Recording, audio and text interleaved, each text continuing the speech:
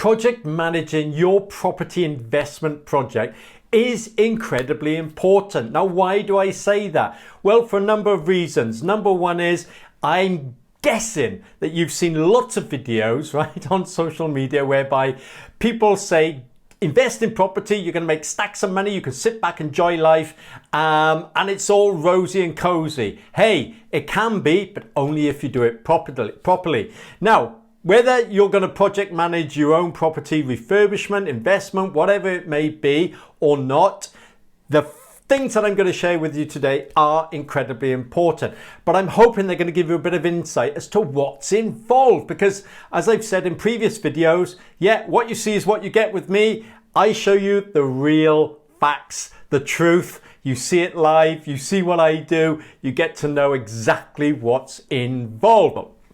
My name's Roy, and obviously if you've seen any of my videos before, or you haven't, please give us a like and maybe subscribe if you'd like to learn more about investing in property, how to do it properly and correctly, and I'll be happy to share with you all of our videos. But anyway, project management, it is incredibly important, because whether you appoint a contractor to manage your refurbishment or land development or renovation projects, or whether you want to do it yourself, what I'm about to share with you is just a little tiny insight as to what's involved, okay? Now, let's say, for example, that you've got a contractor who is renovating a property for you, okay? It's highly likely that you've got to pick things like tiles, kitchens, bathroom suites, color schemes, you name it, you've got to do it. I'm about to go out to a couple of our sites because I am conscious that with the program of works we've got in place with our builder, he needs me to order things like lights, okay, tiles, decor panels, fencing, paving slabs. Now, you might well say, well, let your builder do all that. Yes, he can order it all, or I can order it, but he needs to know what to order, doesn't he? He needs to know what I like, what I'd like him to install, or her install for that matter. So at the end of the day, you've still got to make these decisions. So it's very important that not only do you have a program that works in place, but you follow the timescales as well. And I can share that information with you for those of you who might be interested. But for now, I'm going to take you out with me on site today, and I'm going to just show you little snippets of what I do, how I do it, because what better way to learn how to do it than see it for yourself. Okay, so we're going to set off, yeah, and as I say, project managing your property renovations, refurbishment is incredibly important for a number of reasons, okay? So, as I said, number one is to save time and money, because if you're able to pre-order, organize materials, make decisions well in advance before your builder needs any of this information, it's not going to prevent him or her from causing any delay. So very, very important.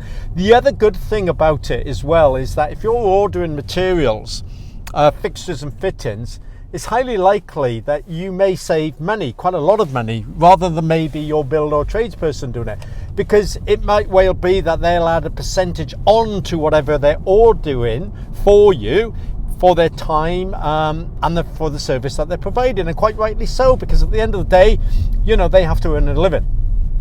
So project managing, making all of these decisions beforehand is very important. Now, the projects I'm going to see, you may have seen the videos before. If you haven't, please, you know, by all means, give us a like, a thumbs up, subscribe to this channel, and you'll be able to review all of those videos. But I want you to take away a number of key factors here.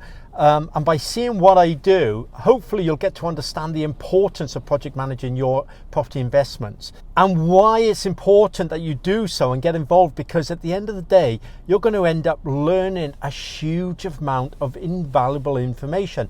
You're going to learn from your mistakes, okay, which is good. We all need to learn from mistakes. But on the other side of the coin is, if I can show you and teach you how to maybe avoid some of the most common mistakes people make when they're project managing their property renovations and refurbishments, that's bound to be a good thing as well, isn't it? So that's why I'm here, guys, to help you succeed. So we're not far from one of the properties, which is a mid-terrace property large house that we're converting into 3 flats. So yeah, we're just about to arrive, so we can just pop in and I can show you exactly what I do for real. Okay, so here we are on site. Just coming to the building. There's a bit of knocking going on, guys, so just excuse the noise. The builders or the team are working upstairs. Just gonna have a little look at the back of the property here, and the reason being is because there's also builders working next door. Where I'm standing now, there is a small extension. So this extension is going to be another bedroom, and you may be able to see, I think I showed in a previous video, that up here, that is next door's property, so there's a boundary wall.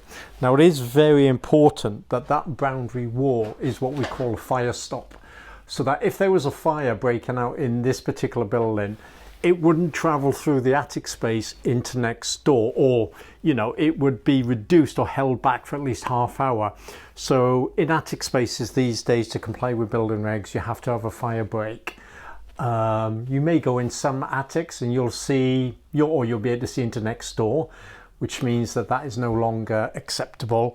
So for insurance purposes, you have to get that fireproofed and so on.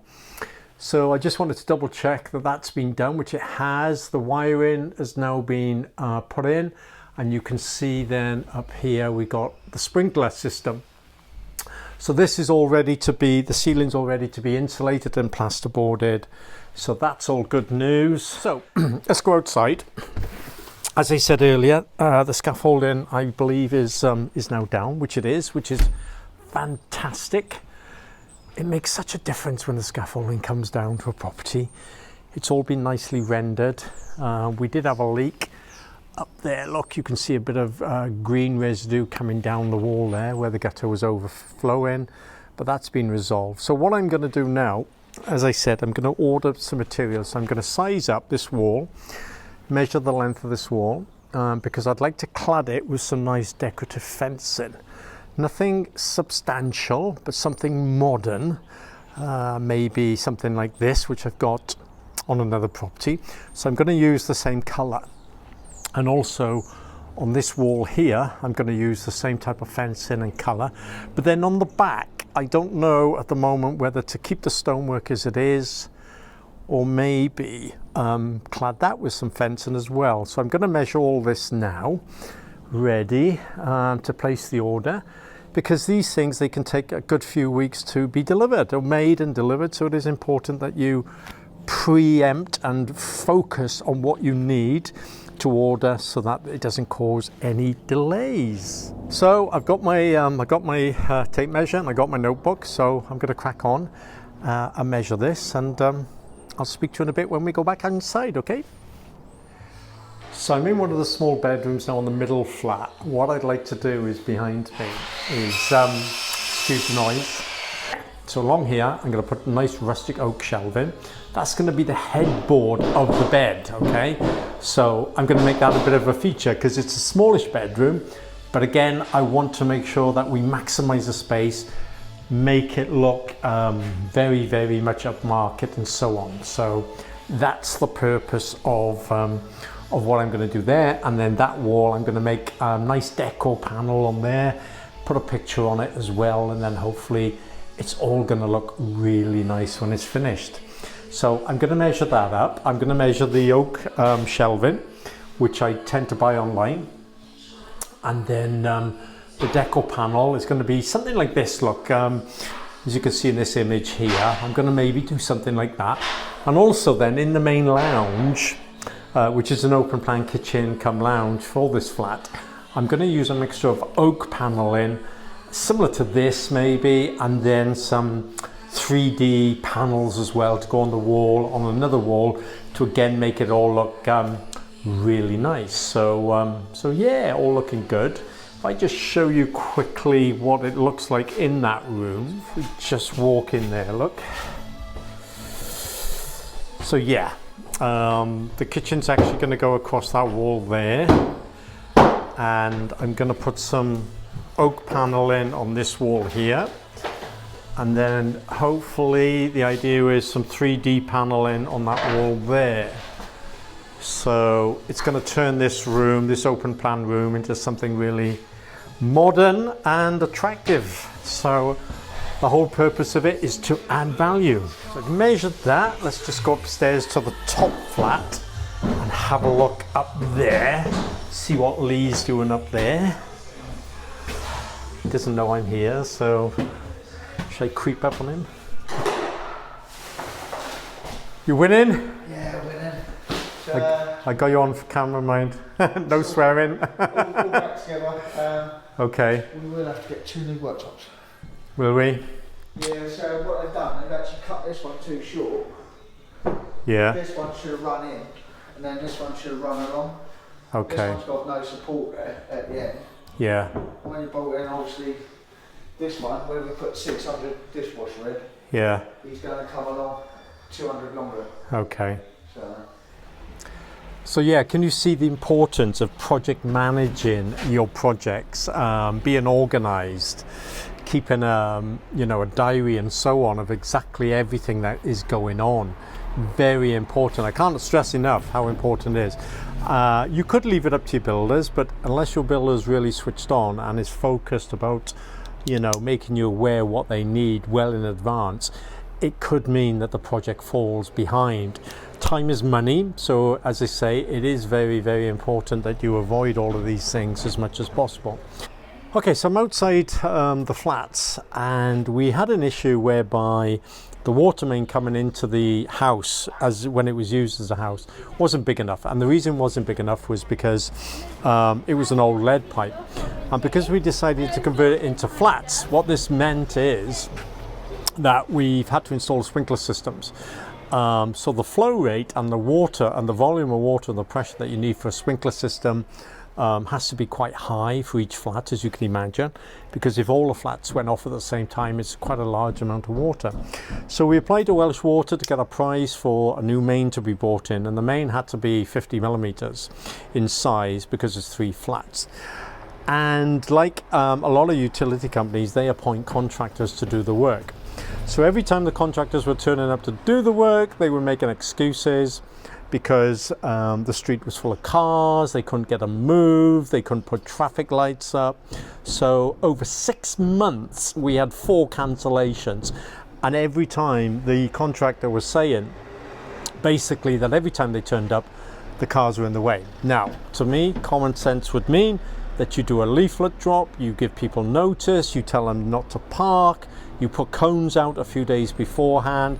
However, they kept saying they were doing it, but quite clearly they weren't.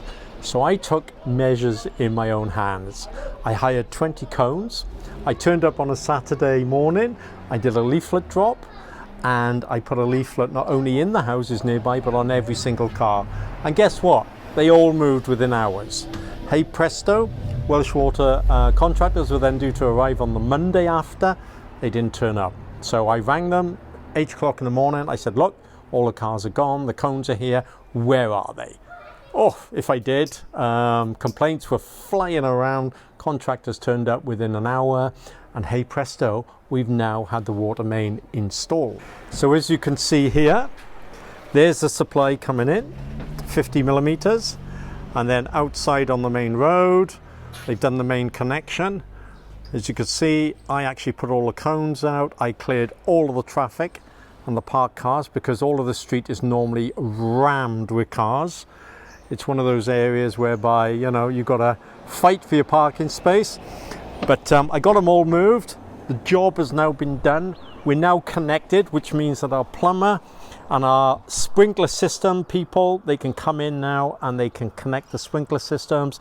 They can get all the plumbing done for the flats. Hey presto, the project will move forward.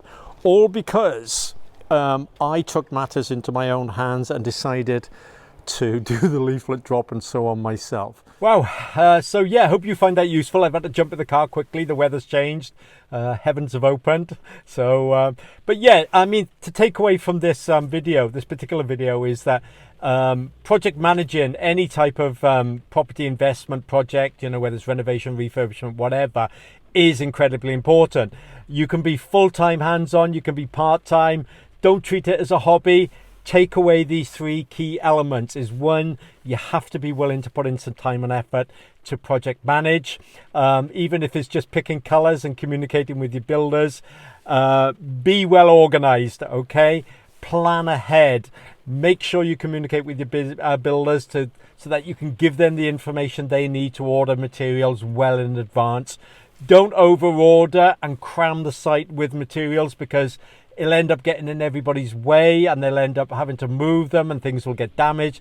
And thirdly, time is money, okay?